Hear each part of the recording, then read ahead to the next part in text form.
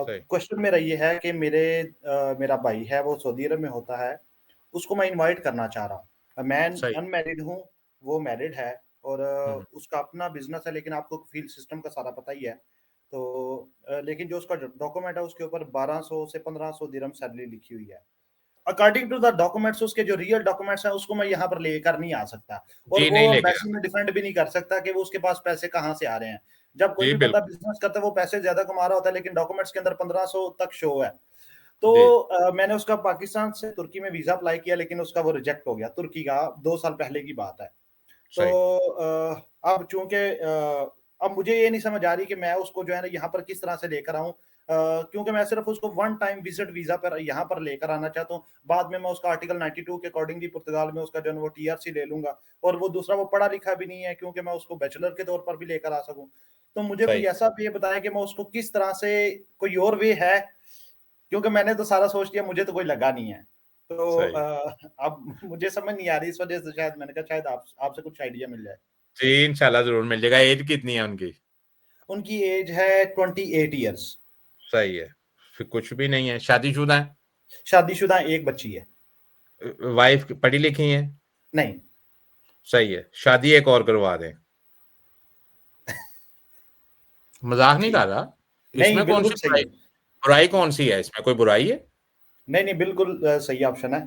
अगर लड़की विलिंग है, सेकंड ऑप्शन लड़की विलिंग है, चाहे वो गरीब घर की है, कई हमारी वहां पे बच्चियां हैं जो पैसे ना या सोर्सेज ना होने की वजह से वो बेचारियों की शादी नहीं होती। अगर आपको कोई गरीब घर रहने की कोई लड़की इस तरह की मिल जाती है जो विलिंग होती है, बड़ी सारी लड़कियां जो इस माइंड से आती हैं कि भाई, फर्ज करें कि भाई अगर एक आपकी जो जो भाभी हैं वो इस माइंड से सोचती हैं कि आपके हस्बैंड अगर वेल जो है वो सेटल्ड हैं, वो अच्छे अर्न कर रहे हैं, तो किसी और का भी सहारा बने, तो आपके हस्बैंड को भी इस तरह कंसीडर करना चाहिए कि भी वो ये नहीं कह रहा कि वीजे की सिर्फ वीजे के लिए आपने जो है वो ये स्टेप लेना है। आपने रियल स्टेप ले के भी किसी का बने। ये सिर्फ आपके भाई के लिए नहीं है। ये जो वीडियो है ये हम इसीलिए निकाल के लगा देते हैं कि हमारे मुल्क में इस वक्त लड़कियों की तादाद ज्यादा होती जा रही है और लड़कों की तादाद कम है।